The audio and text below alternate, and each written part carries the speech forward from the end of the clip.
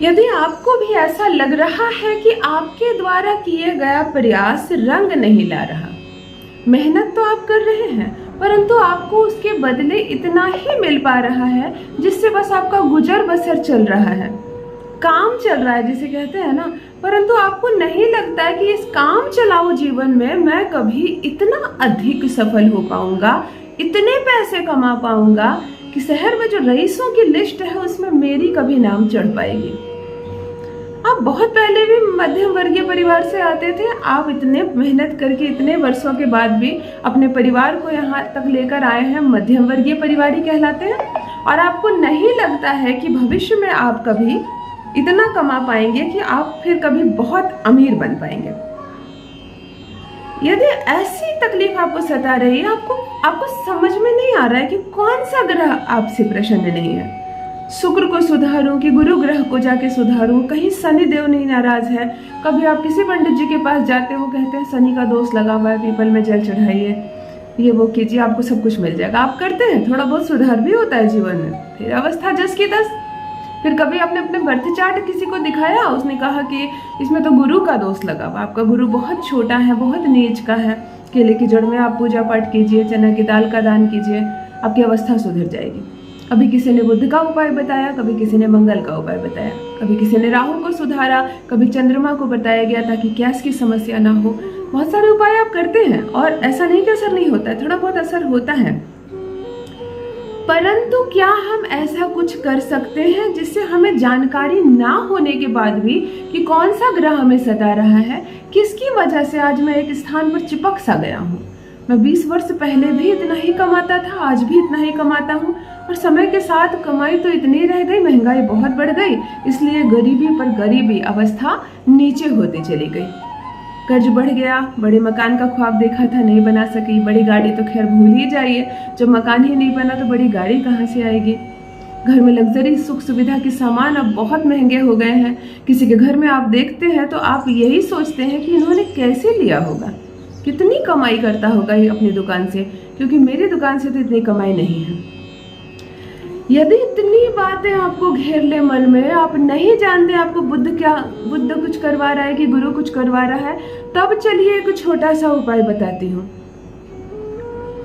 एक जीव को, इन छोटी सी चीजों को आप भोजन देने लगे, एकदम मामूली सा उपाय बता रही हूँ। उपाय साधारण और इसका असाधारण परिणाम आप देखेंगे। और ये परिणाम, ये जो आज उपाय बता रही हूँ, ये कोई केवल मेरा बताया गया एक उपाय नहीं है। प्राचीन शास्त्रों से, ज्योतिष शास्त्र से, हमारे पौराणिक कथाओं से यह उपाय लिया गया है। जो बड़े बड़े राजा, बड़े बड़े ज्योतिषाचार्य भी जिस उपाय को करते थे, आज उस उपाय को आपके साथ सरलता से साझा कर रही हूँ। अब आपको उतने पुराने ज़माने में जाने की ज़रूरत नहीं है। जहाँ आप रह रहे हैं, आप मुंबई में रह रहे हो, जैसे मैं मुंबई में रहती हूँ, फ्लैट में रहती हूँ, तो मैं समझती हूँ कि बहुत सारी असुविधाएं भी होती है फ्लैट में। छत नहीं मिलता है, बहुत मुश्किल से मिलता है, बहुत बड़ा कॉरिडोर नहीं होता है, धूप में अगर कुछ सुखाने बोल दो तो समस्या है, क्योंकि धूप एक ही बार आती है कॉरिडोर में। फिर अब गांव घर की तरह तो होता नहीं, बड़ा सा छत है और जब तक सूर्य ढल ना जाए सब कुछ आपका है, ऐसा नहीं होता है। बड़े शहर की बड़ी चुनौतियाँ होती हैं, पर बहुत सारी अपॉर्चुनिटीज़ भी होती हैं। तो चलिए, मैं ऐसी आज आपको उपाय बता रही हूँ कि आप घर बैठे, चाहे आप किसी भी शहर में रहते हो, आराम से उस उपाय को कीजिए और अपने भाग्य को सौभाग्य में बदलिए। अपनी बंद किस्मत का ताला आप स्वयं खोलिए एक छोटा सा दिव्य प्रयोग करके। इस प्रयोग से कौन सा ग्रह सुधरेगा आज नहीं बताऊंगी, क्योंकि कौन कौन से ग्रह सुधरेंगे ये आप सोच भी नहीं सकते। जान लीजिए प्रथम मैं कौन हूँ। नमस्कार दोस्तों, मैं हूँ खुशबू सिंह। बहुत स्वागत, बहुत अभिनंदन करती हूँ आप सबका अपने YouTube चैनल एस्ट्रो खुशबू सिंह में। कैसे हैं आप? घर में सब कैसे हैं? मेरे कमेंट सेक्शन में आकर ओम नमः शिवाय जरूर लिखिएगा। ये एक ऐसा चमत्कारिक शब्द है, एक लाइन है, जिसे लिखने मात्र से इस मंत्र को जीवन की आधी क्या, जीवन की समस्त समस्याएं दूर हो जाती हैं। भगवान शिव को हमेशा मनन किया कीजिए, कष्ट नहीं सताएगा। यदि कर्ज से घिर गए हैं आप, घर में बच्चे हल्ला कर रहे हैं, पैसे नहीं है, उन्हें बाहर जाना है, उन्हें पढ़ना है, महंगी महंगी ट्यूशन करनी है, पत्नी हल्ला कर रही है, उनके मन मुताबिक कोई चीज़ें नहीं आ रही है, आपका जीवन मायूसी से भरा है, तो चलिए कर लें एक छोटा सा दिव्य प्रयोग। शुक्रवार के दिन स्वच्छ चीनी ले ले एक छोटी कटोरी में, एक छोटा सा कटोरी ले ले पहले, स्वच्छ कटोरी ले, कभी भी नॉनवेज ना सटा हो इसमें, कोई भी अपवित्र चीज़ ना ले, पूजा रूम से ले ले छोटी कटोरी। एक कटोरी भरकर चीनी ले ले, एक जगह रख दे किसी पात्र पे। उसी कटोरी से एक कटोरी भरकर चावल ले ले, चावल भी स्वच्छ हो, अरवा चावल ले ले जो आप पूजा में रखते हैं। एक कटोरी चावल ले ले और एक कटोरी नारियल ले ले। आप गरी ले सकते हैं, ये वाला नारियल, सिंपल वाला जो नारियल होता है, फोड़कर बराबर मात्रा में नारियल ले ले। तीनों स्वच्छ हो। देखिए हमने शुक्र को ध्यान में रखकर किया है, सूर्य को ध्यान में रखकर किया है, गुरु को ध्यान में रखकर किया है, इन सारी चीज़ों को, चंद्रमा को ध्यान में रखकर किया है, अर्थात आपके 9 में से 9 ग्रह सुधर जाएंगे। आप इन तीनों चीज़ों को लेकर एक साथ मिक्सर में पीस लें, बड़ा सुंदर सा पाउडर बन जाएगा, एक मीठी सी खुशबूदार पाउडर बन जाएगी, चावल, चीनी और नारियल का पाउडर। इसे अब एक शुद्ध पात्र में भर लें। इसे पूजा रूम में ले जाकर रख दे, जहाँ माता लक्ष्मी की आप मूर्ति रखे हो, तस्वीर रखे हो, वहाँ रख दे। और इसके ऊपर एक छोटा सा घी का दिया जलाएं और इस कटोरी के ऊपर रख दें। घी के दिए का जो प्रकाश होता है वो पूरा इस अनाज पर पड़ेगा, ये जो आपने खाने की चीज़ बनाई है वहीं बैठ जाए। जितना समय है आपके पास, 2 मिनट है, 5 मिनट है, 10 मिनट है, गिने नहीं। हाथ जोड़े नमन करें माँ लक्ष्मी को, भगवान विष्णुदेव को, और कहे ओम नमो भगवते वासुदेवाय नमः, ओम नमो भगवते वासुदेवाय नमः। अपने मन को शांत कर ले, तब तक इस मंत्र का जप करें। काउंट नहीं करें, 51 हुआ कि 101 हुआ, ना काउंट ना करें। गिनती पर जहाँ ध्यान जाती है ना, मंत्रों पर ध्यान हट जाता है। हम गिनते रह जाते हैं कि 51 हो गए, 52 हो गए, वो नहीं हटे। आपको 1 मिनट है तो 1 ही मिनट जप कीजिए, 2-3 मिनट, 4 मिनट है तो उतना ही जप कीजिए।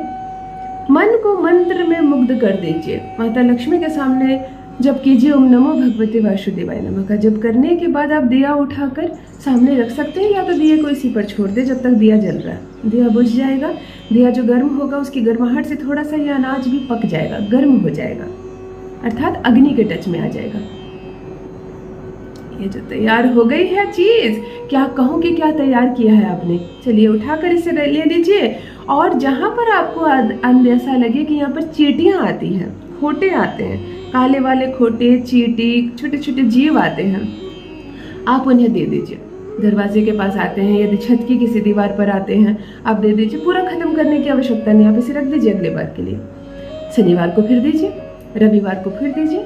और ये जो बराबर मात्रा में आपने पाउडर तैयार किया है, इस संपूर्ण पाउडर को चींटी, खोटे, मकड़े, वो छोटे छोटे जो सूक्ष्म जीव आते हैं, सब निर्दोष प्राणी कहलाते हैं। ये कभी भी कोई पाप नहीं करते हैं, कभी भी कोई गुनाह नहीं करते, ऐसा कहा जाता है शास्त्रों में, इन्हें निर्दोष प्राणी कहा जाता है। ये जन्म लेते हैं, अपने भाग्य के चक्र को घूमते हैं, जितना इन्होंने कर्म किया है इस अनुसार जीते हैं और फिर खत्म हो जाते हैं। कहाँ चले जाते हैं, ये मरते भी है कि नहीं कोई नहीं जानता, ये खत्म हो जाते हैं, लुप्त हो जाते हैं। ये धरती से निकलते हैं, धरती में चले जाते हैं। कोई अगर मिट्टी का ऐसा होल आपको दिख रहा हो जहाँ से चींटियों का आगमन होता है, वहाँ पर दे दें। पर इस संपूर्ण पाउडर को आप सारी चींटियों को, खोटों को खिला दें। और देखिए क्या किया है आपने, आप सोच भी नहीं सकते। मेहनत तो आपने कुछ खास नहीं की, परंतु अब वो जो खा रहे हैं, लेकर अपने बच्चों के लिए जा रहे हैं, वो कभी खाली हाथ नहीं जाते, आपको दुआ देकर जाते हैं, आप कुछ ना कुछ देकर जाते हैं। वो निर्दोष प्राणी होते हैं।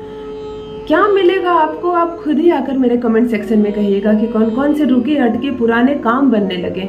जमीन जो बिक नहीं रही थी बिक गया, नौकरी लग नहीं रही थी घर में बच्चे की, लग गई, शादी के लिए अच्छा रिश्ता आया। आप हैरान रह जाएंगे, वो हैरान करने वाले चमत्कार आपके जीवन में होंगे। तो मेरे साथ भी मेरे कमेंट बॉक्स में अवश्य साझा करें अपना अनुभव। बस मित्रों आज के लिए इतना ही, बहुत बहुत धन्यवाद।